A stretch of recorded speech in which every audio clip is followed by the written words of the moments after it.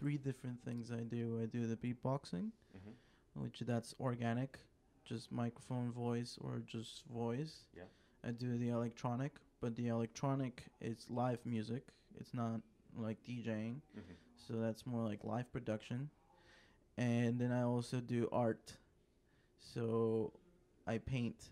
I paint with watercolor and micron pen, and I've been doing that not for long, almost 2 years now.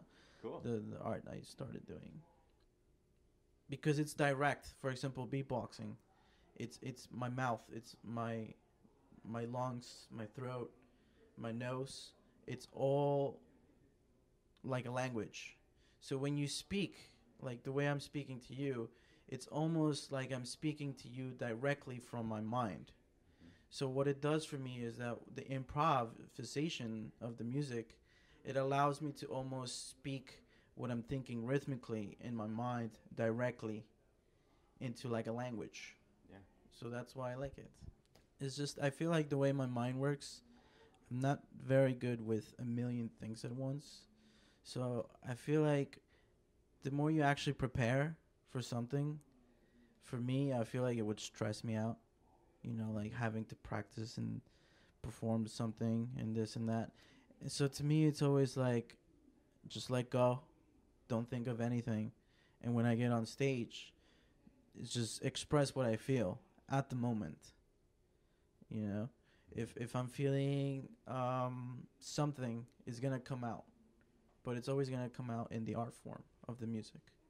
Well, I started when I was a kid. I would say probably middle school, but it was like nothing. It was almost like a bunch of like middle school kids, and it's like, oh, do a little beat here and there, and it was very simple. Nothing really. I didn't think anything of it. It wasn't until I saw like a high school talent show that I saw somebody beatbox, and they were doing like two sounds at once, which is like got me thinking a little, because I was like, I do that, but how is he doing that? And because there's two sounds, it got me interested.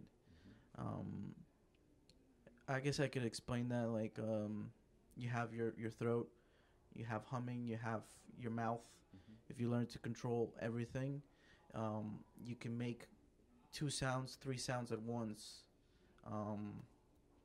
For example, like you could do something like, which is just your lips, but if you harmonize or you throw like something, or the way you move your lips, things like that. Yeah. So that got me interested, and then I discovered the YouTube. When I discovered the YouTube, I found beatboxers in Europe, beatboxers here, beatboxers there. There's a beatbox scene, there's a beatbox battle scene, and that got me even more interested. When I was around 19, that's kind of when I decided for myself, I'm going to practice.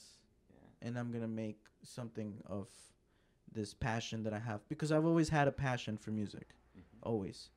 But it's almost like when you have a passion for something like music, it's almost like you try the guitar, you try the piano, you try this, you try the production. You like this kind of music. You get older, you discover new kind of music. And it goes on and goes on and goes on. And eventually, as a musician, I feel like you find your niche.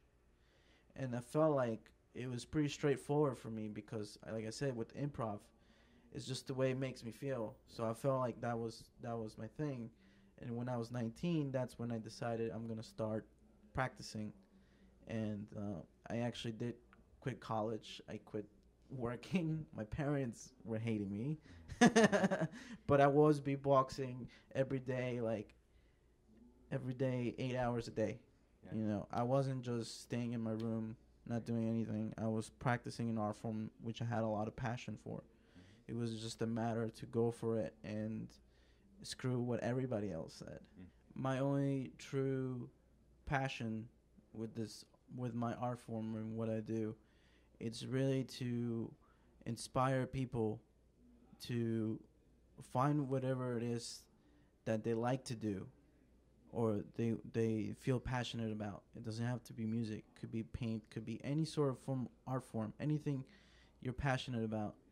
And to really just follow it and follow the passion and become like a master of whatever it is that you do, because that's the only way you can get really good at something is if you become really passionate about it.